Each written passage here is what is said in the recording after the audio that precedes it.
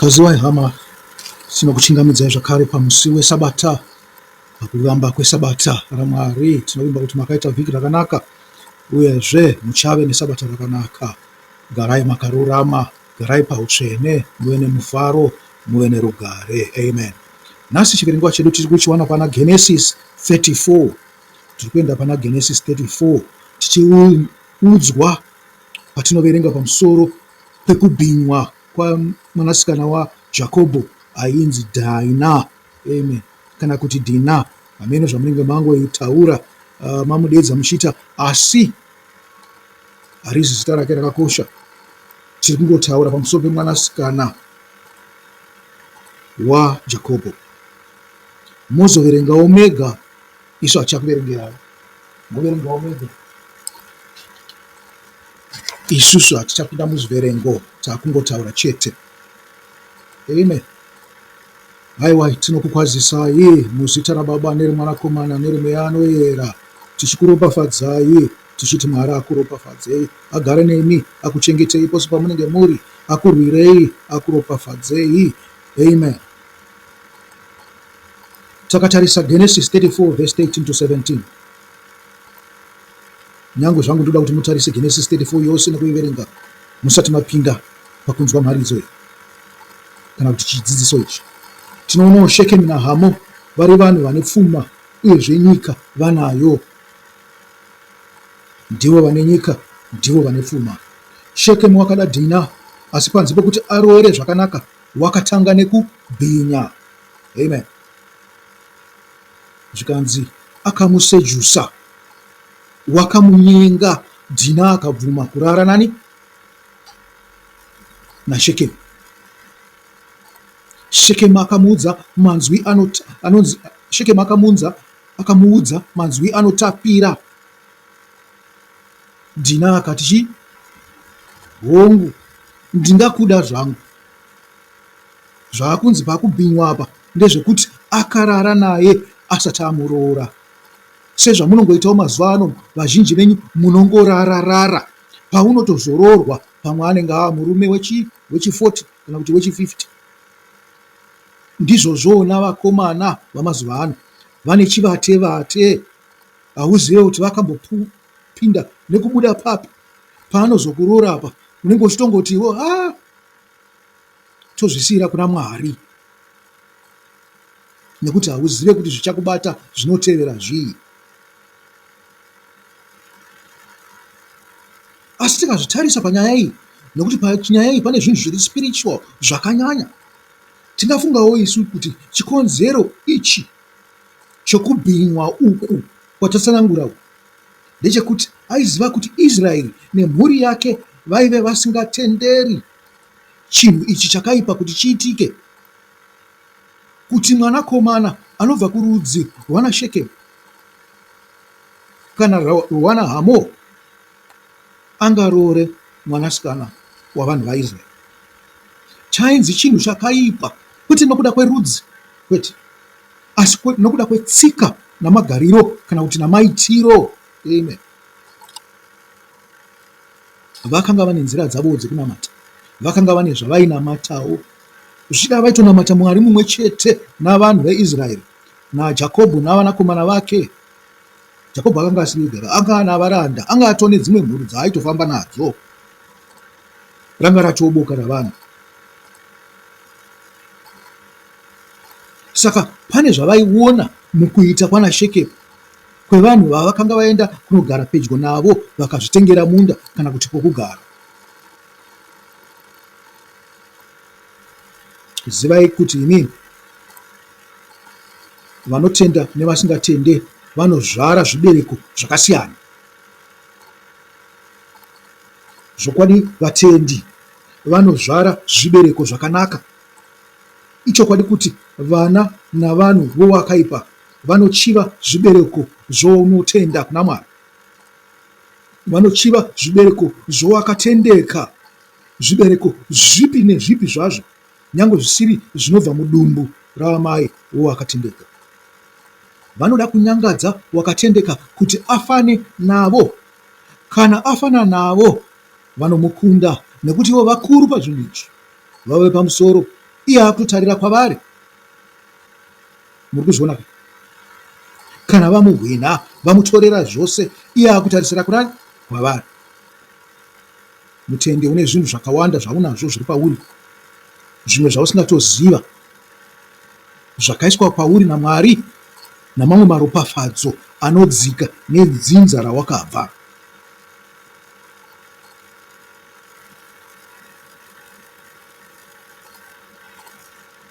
Vanhu vowakaipa kana kuti vanhu vakaipa vanoda kuzvikudza kupfuura wakatendeka, asi izvi hazvikwanisike. Naizvozvo vanoshandisa uroyi neusatani hwavo kuti vashatisa anotenda agofanana navo. Ndiyo nyaya yaDhina mwanasikana waJakobho. Iyi ndiyo imwe nzira yatingatarise nyaya iyi nayo.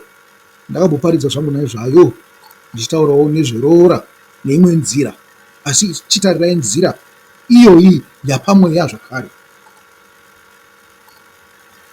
Nyaya yatiri kutaura nayo nhasi, vavariro yayo iri paruchiva, godo, shanje nechivi.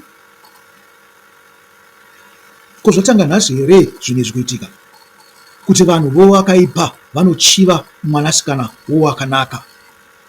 Kwete, nokuti nhoroondo dzeBhaibheri dzinotitaurira kuti zvinhu izvi zvakagara zviripo. Zvakanga zviripo Jakobho asati avapo, zvikazovapo Jakobho aenda, nanhasi zvingoripo, zviri kungoendera mberi. Kunyanya panyika yenyu yeZimbabwe zvabata neukasha nesimba. Vanhu vowakaipa vakamira zinze, vanokudzwa chaizvo panyika yeZimbabwe kupfuura vanhu vanotenda. Iro bhuku raGenesis rinotitaurira chimwe chinhu pachapter 6, rinotiudza kuti godo, shanje noruchiva zvakagara zviripo. Zvinoitwa navasiva Mwari vakabva pana Mwari, kana ndichiti vakabva pana Mwari zvireva kuti vakapatsanurwa kubva kuna Mwari. Mwari akati haachavada. Iwe mutendi usatedzere zvavanoita, nekuti vanhu vakabva vasisiri pana Mwari. Mutendi, bvisa godo, bvisa ruchiva. Ndinokugombedzera pachinhu ichi kuti mutendi, bvisa ruchiva neshanje mumwoyo mako. Bvisa godo, ruchiva neshanje, please. Iva unotenda, nokuti zvinoitwa navanotadza, vakavenga Mwari vakatandwa kubva paari. Nyange Mwari wedu achizviti ane godo uye ndiMwari wegodo, godo rake rakasiyana negodo ravanotadza ava. Godo rake chirwirangwe, godo rake rinopedzwa nekurova vanobva pamirayiro yake. Anoisa vanomudadira nekumuzvidza mumawoko avanovenga Mwari. Kana ndichiti anokuisa mumawoko avanovenga Mwari, zvinoreva kuti anenge akugura kubva kwaari. Hausiri pasi pokuchengetedzwa neshoko raMwari. Anoranga vanomutadzira. Ndinoziva zvangu kuti chinhu ichi hachigare chakadaro, nokuti pane nguva yekuti iwe mutendi, kana uchitenda, uri munhu ari pakutenda kwakadzama, Mwari anenge achida kuti uone zvinhu izvi, achivimba newe kuti haungakundwe nazvo, uyezve uchabuda pazviri, uchagara uchizviramba, nyange achikuisa pazviri kuti uzvione kuti zviriko, kuti zvose zvaanotaura haazi mafanisi, ichokwadi. Naizvozvo kana uchiona nhamo, hapana kuti haiwa Mwari wakandiramba. Kwete, chitonyanya kutsungirira pakunamata nokufarira Mwari. Genesis 6 inoti, zvino vanhu vakati votanga kuwanda panyika, vachiberekerwa vanasikana, vanakomana vaMwari vakaona vakunda vavanhu kuti vakanaka, vakazvitsaurira vavanoda kuti vave vakadzi vavo. Zvikanzi nyika yakapindwa nekutadza, kukava kutadza kukuru pamberi paMwari. Zvakazoitika mushure mose munochiziva kuti nyika yakaparadzwa nechii? Nedziva. Nyika yakaparadzwa nechii? Nemvura.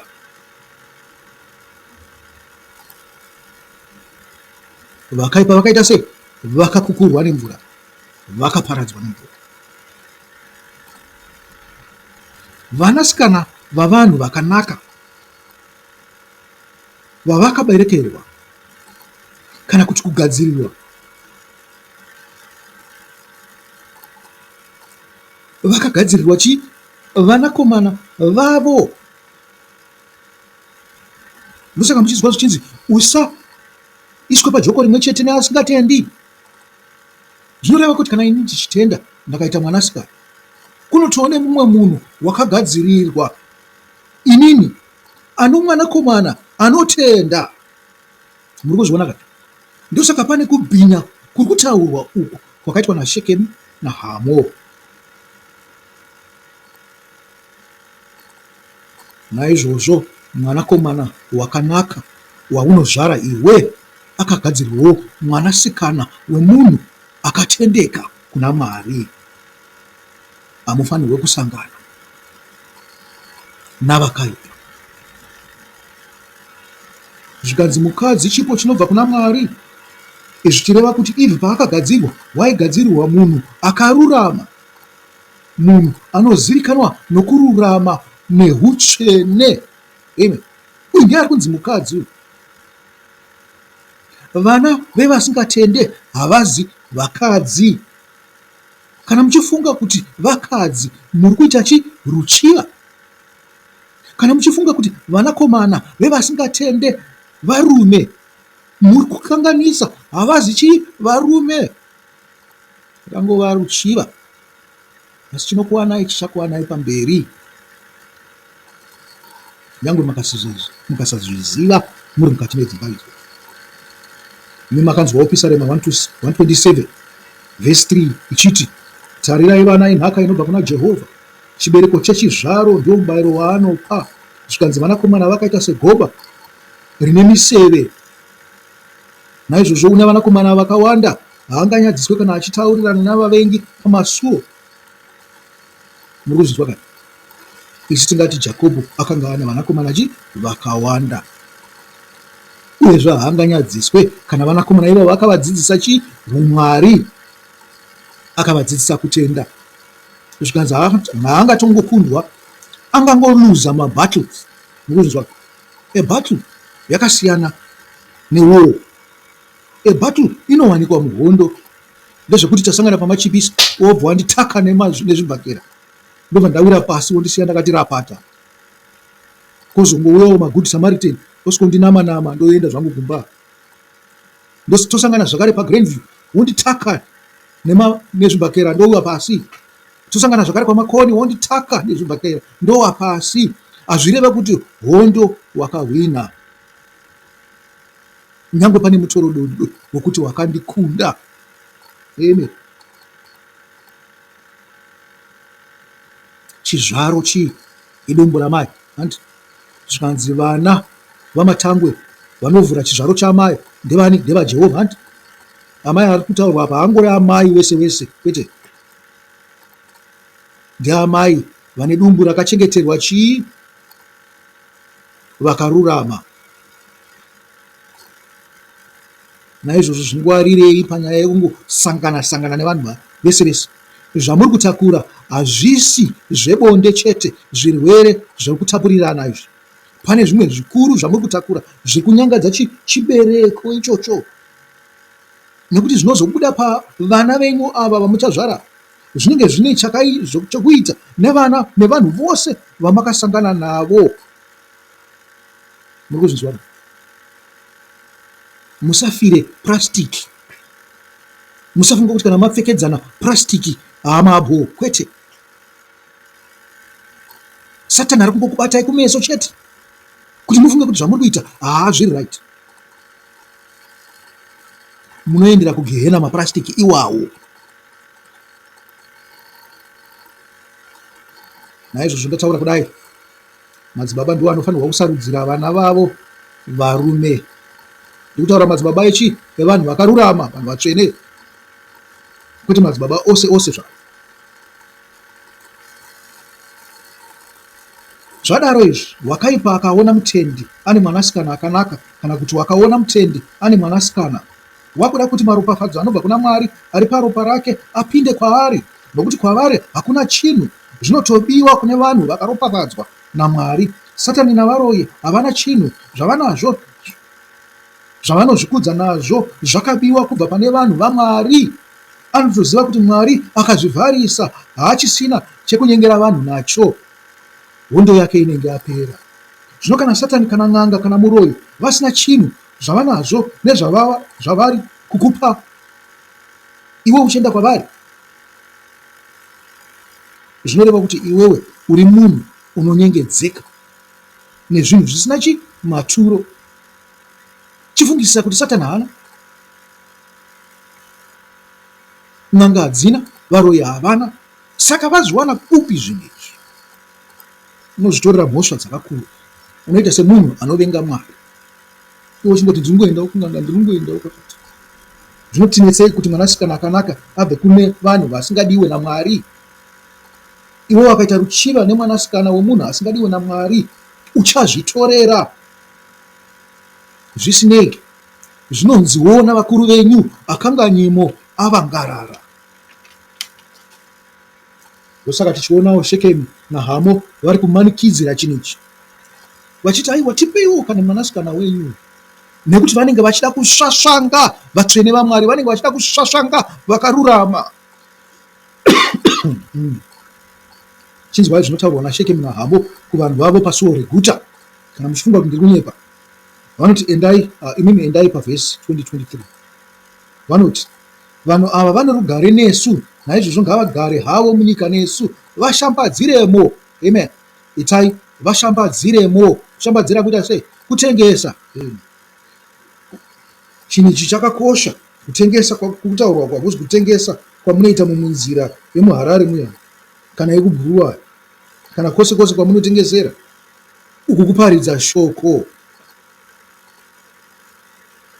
Zvino kana ukaona munhu akanaka ane rugare newe iwe wakaipa, zviri kureva kuti simba rake hapana.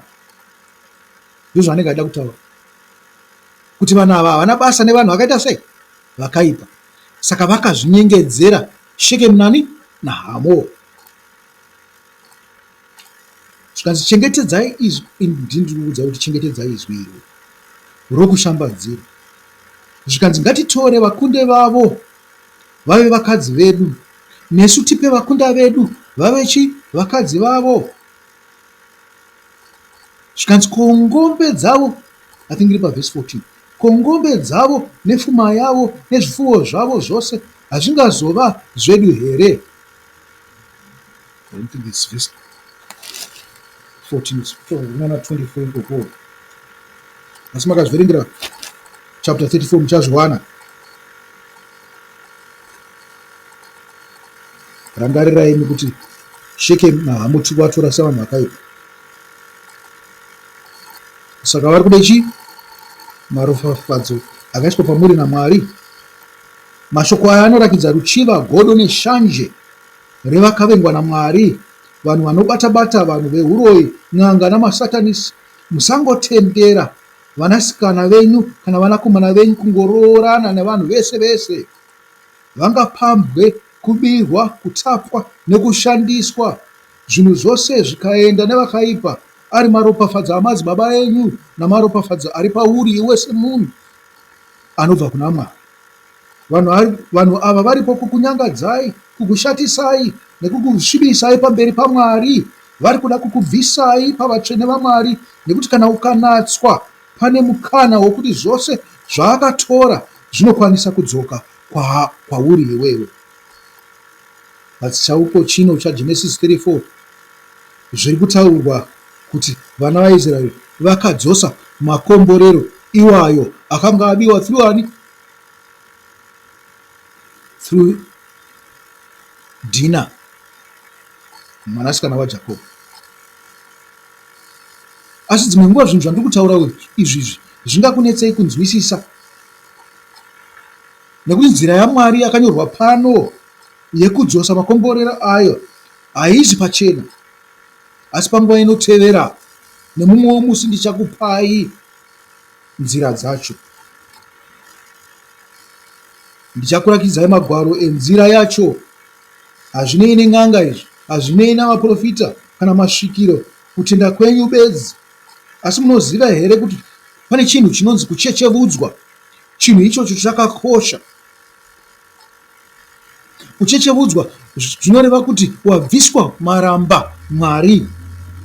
Kana ndichiti maramba Mwari, kuramba mirayiro yaMwari.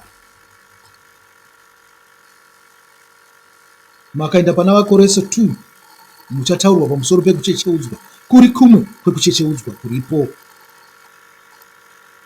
Inotsanangurawo zvakawanda zvamungade kuverenga. Ngati Vakorese 2. Isu yatingoenda zviri pana vhesi 11.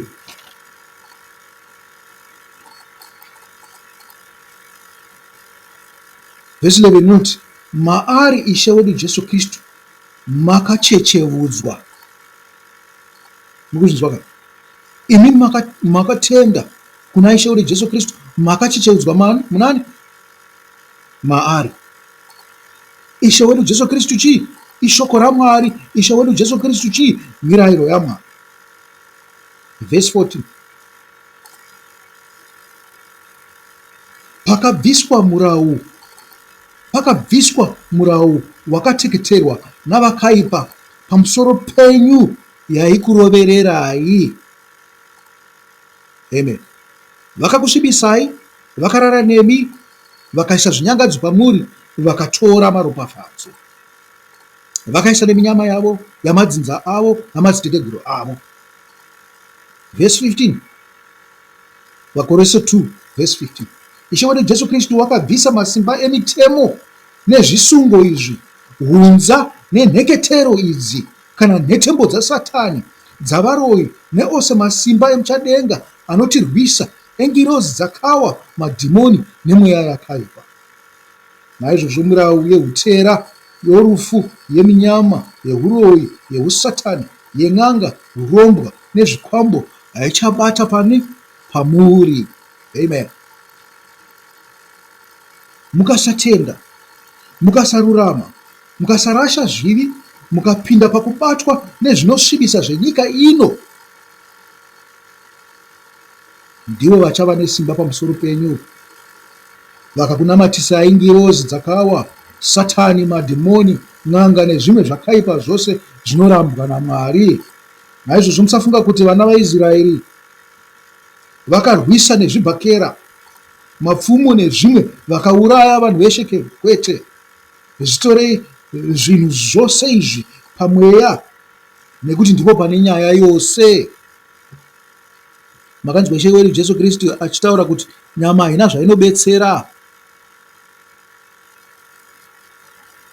Zviri kunzi guta rose raShekemu rakatendeuka rikatevera tsika namagariro aMwari waIsraeri. Madzibaba aShekemu, machinda aya akachecheudzwa, ndivo vairakidza simba reguta raShekemu netsika dzavo namagariro avo, nekuti vanhu vaitevera chii? Madzibaba. Asi madzibaba paakatendeuka, paakachecheudzwa, masimba owakaipa akanga ari pavari akakundwa. Naivo vakatendeuka, vakava seboka rimwe chete nevanhu vaIsraeri. Amen. Chinzwai chinhu ichi. Dai vaIsraeri vakachiva nyika nevanasikana vaShekemu, dai varivo vakatevera tsika nemagariro nezvinhu zvainamatwa navanhu venyika yaShekemu, vaipedzisira vakunamata vamwari venyika yaShekemu. Inzwai chinhu ichi, muchinzwisise. Hakuna munhu anoti ndinotenda muna Jesu agoti mirau yaMwari yakaipa. Munhu iyeye ane chinangwa. Chenjererai mumakereke enyu umu, nokuti Mwari anoda kururama nehutsvene. Amen.